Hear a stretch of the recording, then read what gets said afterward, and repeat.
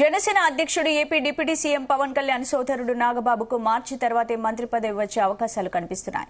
ఎమ్మెల్సీగా ఎన్నికైన తర్వాతే ఆయనకు మంత్రి పదవి వస్తుందని పవన్ కళ్యాణ్ ప్రకటించారు. ఈ నేపథ్యంలో ఎమ్మెల్సీగా నాగబాబు ఎన్నికకు ఇప్పుడున్న మార్గాలేమిటన్న చర్చ కొనసాగుతోంది. ఇక వైసీపీకి చెందిన 4 ఎమ్మెల్సీలు 3-4 నెలల కిందటే రాజీనామా చేశారు. ఇక గవర్నర్ నామినేట్ చేసిన ఎమ్మెల్సీ కర్రి పద్మశ్రీ, ఎమ్మెల్యేల కోటాలో ఎన్నికైన బల్లి కళ్యాణ్ చక్రవర్తి, పోతుల సునీత, జయమంగళ వెంకటరమణ వీరిలో ఉన్నారు.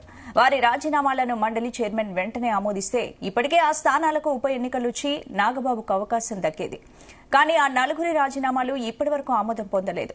ఈ జాప్యం ఇలాగే కొనసాగితే మార్చి 29న ఖాళీ అయ్యే 5 ఎమ్మెల్సీ స్థానాల్లో ఏదో ఒక స్థానం నుంచి నాగబాబు ఎమ్మెల్సీగా ఎన్నికయ్యే అవకాశాలు కనిపిస్తున్నాయి.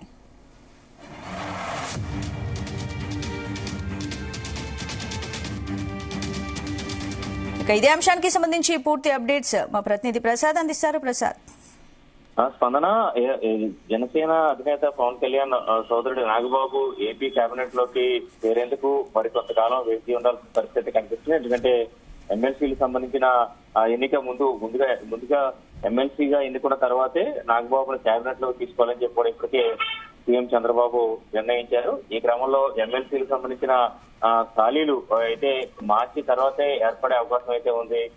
ప్రస్తుతం చూస్తే కనుక ఏదైతే 4 ఎమ్మెల్సీలు ఏదైతే వైసీపీకి చెందిన 3 ఎమ్మెల్సీలు 4 నెలల క్రితమే రాజీనామా చేశారు. ఇందులో చూస్తే కనుక కాకినాడ జిల్లాకు చెందిన కర్రి పద్మశ్రీ, అదేవిధంగా ఎమ్మెల్యే కోటాలో ఎన్నికైన బల్లి కళ్యాణ్ చక్రవర్తి, పోతుల సునీత, జయమంగళ వెంకటరమణ ఇటీవల జనసేనలో కూడా చేరారు. వీరందరికి సంబంధించి రాజీనామాలు కూడా ఆమోదం కావాల్సి ఉంది.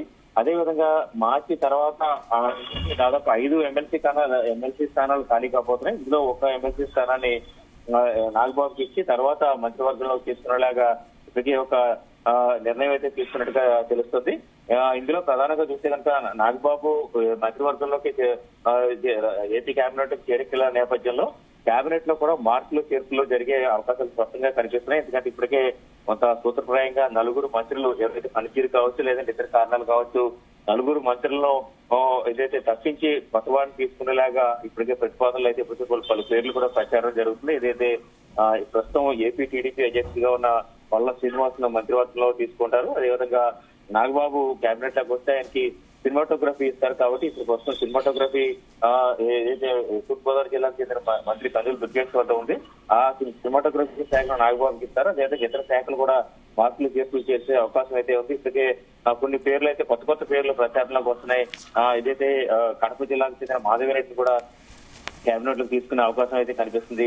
అది ఈ ప్రక్రియ అంతా కూడా పూర్తి వచ్చేసరికి దాదాపు మార్చి తర్వాతే ఈ ప్రస్తుతం అంటే నాగబాబు వచ్చిన తర్వాత కేబినెట్ లోకి ఆయన తీసుకోవాలని నిర్ణయించుకుని అప్పుడు తీసుకున్న సందర్భంలోనే మిగిలిన మార్పులు చేర్పు కూడా జరిగే అవకాశం అయితే ఉంది. అయితే దీన్ని కొంత జనసైనికులు కొంత అసంతృప్తి చెందే అవకాశాలు కనిపిస్తున్నాయి. ఎందుకంటే గత నెలలో జరిగిన రాజ్యసభ స్థానాల్లో ఎందుకంటే చిరకాల కోరిక నాగబాబుని రాజ్యసభకు పంపించాలని చెప్పి నాకు రాజ్యసభ సభ్యుడిగా చూడాలని.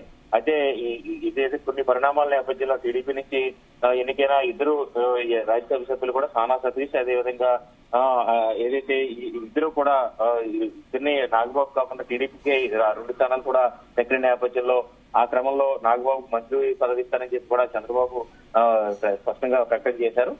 దీంతో ప్రస్తుతం నాగబాబు మార్చి తర్వాతే ఎమ్మెల్సీ స్థానాలు ఖాళీ అవుతాయి. అప్పుడే ముందుగా ఎమ్మెల్సీగా ఎన్నికలు తర్వాతే కేబినెట్ తీసుకునే అవకాశం అయితే కనిపిస్తుంది. ఈ ప్రక్రియ అంతా మరొక 2-3 నెలలు కూడా పట్టే అవకాశం ఉన్న నేపథ్యంలో దాదాపుగా మనం చెప్పుకుంటే కనుక కుటుంబ ప్రభుత్వం జూన్ నాటికి ఏడాది పూర్తి చేసుకుంటుంది. అప్పటి వరకు కూడా ఈ ప్రక్రియ కొనసాగే, అప్పటి వరకు కూడా ఆలస్యమయ్యే అవకాశం అయితే కనిపిస్తుంది. ఈ లోపు ఏదైతే నాగబాబుకు సంబంధించి చూస్తే కనుక ఇప్పటికే పార్టీలో ముందు నుంచి కూడా క్రియాశీలకంగా ఉంటారు. ఇటు పిఠాపురంలో పవన్ కళ్యాణ్ గెలుపు కూడా చాలా కీలక పాత్ర పోషించడం జరిగింది.